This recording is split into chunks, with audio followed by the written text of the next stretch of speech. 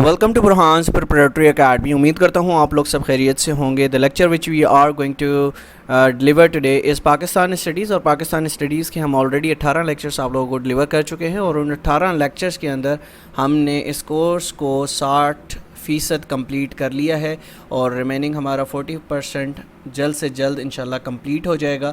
जिन लोगों ने हमें रिसेंटली ज्वाइन किया है तो उनसे गुजारिश करूंगा कि वो पिछले लेक्चर हमारे प्लेलिस्ट से देख सकते हैं और प्लेलिस्ट में ये लेक्चर्स आपको तरतीब के साथ मिल जाएंगे। तो पाकिस्तान स्टडीज़ हमने स्टार्ट किया था 712 ईस्वी से और अब हम 1946 में दाखिल हो चुके हैं और इंशाल्लाह बहुत जल्द से जल्द हम पाकिस्तान स्टडीज़ को कंप्लीट कर लेंगे। तो आज के लेक्चर में हम पढ़ेंगे डायरेक्ट एक्शन डे। तो we'll fight to get Pakistan. These sentences are spoken by a Muslim and a Hindu respectively in Kolkata on the morning of 16th August 1946. Direct action day was initiated by Muslim league. तो ये question आपसे बहुत ज़्यादा पूछा जाता है कि direct action day किस पॉलिटिकल पार्टी ने इनिशिएट किया था। तो ये ऑल इंडिया मुस्लिम लीग ने इनिशिएट किया था और इसको किसने लीड किया था? मोहम्मद अली जिन्ना ने इसको लीड किया था। The direct action day also remembered as the great Calcutta killings. अब ये जो वाक़या हुआ था इसमें तकरीबन 4000 लोग मारे गए थे और किन पार्टीज़ से मारे गए थे, यानी हिंदूज़ एंड मुस्लिम्स इन दोनों में शामिल थे कि मुसलमानों का भी इसमें नुकसान हुआ था और हिंदूज़ के जो लोग थे वो भी मारे गए थे। कायद आज़म मोहम्मद अली जिन्ना डिक्लेयर्ड 16 अगस्त 1946 एज़ डायरेक्ट एक्शन डे। तो कायद आज़म ने 1946 में 16 अगस्त को कौन सा दिन करार दिया? डायरेक्ट एक्शन डे करार दिया। The motive was to put pressure on the British government to accept the Muslim League's demand for dividing the country on the basis of religion. इस डे को डिक्लेयर करने का मकसद ये था कि ब्रिटिश गवर्नमेंट पर प्रेशर डाला जाए कि वो हमें तकसीम करें। किस लिहाज से? यानी रिलीजन की बुनियाद पर हमें एक अलहदा रियासत यानी अलहदा स्टेट दी जाए जहाँ पर मुसलमान अपनी मर्ज़ी से ज़िंदगी गुजार सके। The result for direct action day was widespread communal riot between Muslims and Hindus. फसाद स्टार्ट हो गए मुसलमानों और हिंदुओं के दरमियान, जिसके नतीजे में मैं ऑलरेडी आपको बता चुका हूँ जिसे द कलकत्ता किलिंग्स कहा जाता है। इसमें दोनों तरफ से यानी मुसलमान और हिंदू तकरीबन 4000 लोग मारे गए। ठीक है। The day also marked the start of what is known as the week of the long knives. इस मशहूर वाक़े को जो किताबों में लिखा है वो किस नाम से इसको जाना जाता है? The week of the long knives. ठीक है। What was the purpose of direct action day? तो क्या मकसद था डायरेक्ट एक्शन डे को मनाने का मुस्लिम लीग की तरफ से? When the cabinet mission plan of 1946 failed to find middle ground between Indian National Congress and Muslim League for United India, as Muslim League wanted a separate homeland for Muslims. यानी मुसलमान, आपको याद होगा कि मैंने जब आपको बताया था खुतबा इलाहाबाद 1930, उस वक्त से मुसलमानों ने ये तहिया कर लिया था कि अब उनको एक आज़ाद रियासत चाहिए ऑन रिलीजियस ग्राउंड्स। तो यही वजह थी कि डायरेक्ट एक्शन डे वजूद में आया और इसकी तारीख़ याद रख लीजिएगा, 16 अगस्त 1946 celebrated as what? Direct Action Day। ठीक है। ये MCQs बहुत ज़्यादा पूछा जाता है तो इस हवाले से आपको ये चीज़ें ध्यान में रखनी होंगी। तो आज का दूसरा टॉपिक है इंटरिम गवर्नमेंट। सबसे पहले इस लफ्ज़ की मीनिंग आपको आनी चाहिए। इंटरिम गवर्नमेंट किसको कहा जाता है? इंटरिम गवर्नमेंट कहा जाता है अबूरी हुकूमत को, यानी जैसे हम टेम्परेरी गवर्नमेंट भी कह सकते हैं। तो अबूरी हुकूमत क्यों कायम की गई और किस वजह से ब्रिटिश गवर्नमेंट ने इसको कायम करने की कोशिश की, वो आज इंशाल्लाह आज के लेक्चर में हम पढ़ेंगे। तो लॉर्ड वेवल जो कि उस वक्त के वाइसरॉय थे, उन्होंने ख़त लिखा नेहरू को और जिन्ना को जुलाई 22, 1946 को और उनको इनवाइट किया कि वो इंटरिम गवर्नमेंट का हिस्सा बन जाएं। ठीक है। ही सजेस्टेड दैट, उन्होंने मशवरा दिया, there would be 14 members in the cabinet, यानी कैबिनेट के अंदर 14 मेंबर्स होंगे जिसमें से 6 कांग्रेस के होंगे, 5 मुस्लिम लीग के होंगे और 3 जो है वो माइनॉरिटी पार्टीज़ को रिप्रेजेंट करेंगे। ठीक है। तो ये उन्होंने ख़त लिखा जिन्ना और नेहरू को 22 जुलाई को, जिसका जवाब उन्होंने बाद में दिया। The important portfolios would be divided equally to Congress and Muslim league. Portfolios हम कहते हैं मिनिस्ट्रीज़ को, تو لارڈ ویول نے کہا کہ آپ دونوں پارٹیز کو ایکولی کیا دی جائیں گی، پورٹ فولیوز یا منسٹریز دی جائیں گی، تو آپ ہماری اس پروپوزل پر غور کریں. تو both Nehru and Jinnah rejected the proposal in their letters to Wavell written on July 23, 31 respectively. تو 23 اور 31 جولائی کو جناح اور نہرو نے ان پروپوزلس کو ریجیکٹ کیا کہ وہ انٹرم گورنمنٹ کا حصہ نہیں بننا چاہتے. This created a complete deadlock. اب ڈیڈ لاک آ گیا، ٹھیک ہے، کیونکہ برٹش گورنمنٹ چاہتی تھی کہ کسی نہ کسی طرح یہ لوگ جو ہیں، یعنی دونوں پارٹیز جو ہیں، یہ جوائن کریں، ایز اے انٹرم گورنمنٹ کا حصہ بنیں اور جو بھی سسٹم ہے اس کو آگے چلائیں. To break the deadlock the secretary of state for India ask the viceroy اس وقت کون تھے؟ لارڈ ویول تھے، یاد کیجیے گا. To contact Nehru and offer him to form the government. اب جب کہ جناح نے اس کا انکار کر دیا، نہرو نے بھی انیشیلی اس چیز کا انکار کر دیا کہ وہ اس انٹرم گورنمنٹ کا حصہ نہیں بننا چاہتے، تو secretary of state for India نے لارڈ ویول کو کہا کہ آپ صرف اور صرف نہرو سے رابطہ کریں اور ان کو صرف آفر لگا کر دیکھیں کہ وہ انٹرم گورنمنٹ کا حصہ بن جائیں.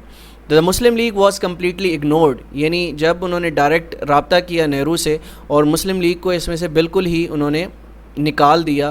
ٹھیک ہے، تو کیا ہوتا ہے؟ On September 2 the Congress joined the interim government. یہ تاریخ یاد رکھیے گا، 2 سپٹمبر 1946 کو کیا ہوتا ہے؟ 1946 کو 2 سپٹمبر کو جو نیشنل کانگریس ہے، انڈین نیشنل کانگریس، وہ انٹرم گورنمنٹ جوائن کر لیتی ہے. The leaders declare Muslim League may come or not. That would make no difference. The caravan will move on. تو یہ کہا گیا کہ مسلم لیگ جوائن کرے یا نہ کرے، یہ کاروان چلتا رہے گا، ہمارا جو سسٹم ہے وہ انشاءاللہ چلتا رہے گا، سسٹم چلتا رہے گا. اب اس کے بعد کیا ہوتا ہے؟ Congress nominated as the nominee of the party in the cabinet. اب جو چیز تھی وہی جس کا ڈر تھا، جو قائد اعظم نے بعد میں اس چیز کو ریئلائز کیا. اب کانگریس کی نامینیشن آ گئی، جو کہ کیبنٹ میں ان کو اس کا نمائندے بنائے گئے. جواہر لال نہرو اس کیبنٹ میں شامل تھے، ولا بھابھائی پٹیل اس میں شامل تھے، راجندرا پرساد اس میں شامل تھے، سارت چندرا بوس اس میں شامل تھے، چکرورتی راجا گوپال چاری اس میں شامل تھے، اور جگ جیون رام اس میں شامل تھے. اب جب یہ کیبنٹ بن گئی، ان ممبرز پر بن گئی، جس میں یہ انڈین نیشنل کانگریس کے لوگ شامل ہو گئے، اب اس کے بعد اب مسلم لیگ کو اس چیز کا احساس ہونے لگا. دا مسلم لیگ آبزروڈ 2 سپٹمبر 1946، یعنی جب انہوں نے انٹرم گورنمنٹ کا جب انڈین نیشنل کانگریس حصہ بنی، تو اس دن کو کس طور پر منایا گیا؟ بلیک ڈے منایا گیا. اور تھرو آؤٹ انڈیا دے فلیو بلیک فلیگس. انہوں نے کالے جھنڈے جو ہے وہ لہرائے، اپنے گھروں کے اوپر کالے جھنڈے لگائے، اپنی شاپس کے اوپر آل انڈیا مسلم لیگ اور مسلمانوں نے جھنڈے لگائے، اور اس کو ایز اے بلیک ڈے تصور کیا گیا. کب کیا گیا؟ 2 سپٹمبر 1946. یہ ڈیٹ آپ نے یاد رکھنی ہے، یہ کوشچن بھی پوچھا جاتا ہے. As time pass the British realize that the interim government can not deliver unless and until the Muslim League send its representatives to the cabinet. اب برٹش گورنمنٹ کو اس چیز کی ریئلائزیشن ہو گئی کہ جب تک مسلمان یعنی مسلم لیگ اس کا حصہ نہیں بنیں گے، اس انٹرم گورنمنٹ کا جو سسٹم ہے وہ نہیں چل سکتا. ٹھیک ہے، تو کیا ہوتا ہے؟ They persuaded Jinnah to join the interim government. وہ قائد اعظم محمد علی جناح کو پرسویٹ کرتے ہیں کہ آپ انٹرم گورنمنٹ کا حصہ بن جائیں. Jinnah realise that he could protect the interest of the Indian Muslims more if party joins the interim government. اب قائد اعظم کو اس بات کا احساس تھا کہ اگر وہ انٹرم گورنمنٹ کا حصہ بن جاتے ہیں تو وہ مسلمانوں کے انٹرسٹ کو زیادہ بہتر طریقے سے پروٹیکٹ کر سکتے ہیں. ٹھیک ہے، تو اس بارے میں انہوں نے سوچنا اسٹارٹ کیا. A series of meetings took place between Jinnah and Wavell. یعنی جناح اور لارڈ ویول جو کہ وائس رائے تھے اس وقت کے، ان کے درمیان ملاقاتیں سٹارٹ ہوئیں. And ultimately Muslim League joined the interim government on October 25, 1946. یہ ڈیٹ یاد کر لیجیے گا، بہت امپورٹنٹ ہے، یہاں سے ایم سی کیوز بن سکتا ہے. ٹھیک ہے، تو الٹیمیٹلی 25 اکتوبر 1946 کو All India Muslim League interim government join کر لیتی ہے. Congress was not satisfied with the way Muslim League was included in the interim government. Congress obviously وہ اس بات پر راضی نہیں تھی، یعنی اس بات پر ناخوش ہوتی ہے کہ مسلم لیگ بھی کیبنٹ کو جوائن کر لیتی ہے. تو Nehru in a letter to the viceroy on October 26 wrote, یعنی نہرو خط لکھتے ہیں لارڈ وائس رائے کو, جو کہ اس وقت لارڈ ویول موجود تھے, ان کو خط لکھتے ہیں. The choice itself indicated a desire to have a conflict rather than to work in cooperation. انہوں نے کہا کہ جو آپ کی چوائس ہے, یعنی آل انڈیا مسلم لیگ کو کیبنٹ میں شامل کرنے کی چوائس ہے, یہ ایک کانفلکٹ پیدا کرے گی, نہ کہ ہم اکٹھے کام کر سکتے ہیں, یعنی ہم کوآپریشن سے کام نہیں کر پائیں گے. ٹھیک ہے. Congress felt hurt by the fact that Jinnah decided to enter interim government at the request of Wavell and not on Nehru's request. اس سے پہلے میں آپ کو یہ بھی بتاتا چلوں کہ نہرو نے بھی مسلمانوں سے, یعنی جناح سے درخواست کی تھی کہ آپ انٹرم گورنمنٹ کا حصہ بنیں, جو کہ نہرو کی جو دعوت تھی وہ قائد اعظم محمد علی جناح نے قبول نہیں کی. اب کانگریس کو اس چیز کا بھی دکھ تھا کہ انہوں نے نہرو کی جو دعوت تھی اس کو قبول نہیں کیا اور لارڈ ویول یعنی وائس رائے کی دعوت کو قبول کر لیا, تو یہ بھی ان کے اندر ایک دکھ پایا جاتا تھا. Jinnah made it clear that the Muslim League members of the cabinet will not directly answerable to Nehru. اب جناح نے کیٹیگوریکلی یہ کہہ دیا تھا کہ مسلم لیگ کے جو ممبرس ہیں وہ کسی طور پہ بھی ڈائریکٹلی آنسریبل نہیں ہوں گے نہرو کے. ٹھیک ہے.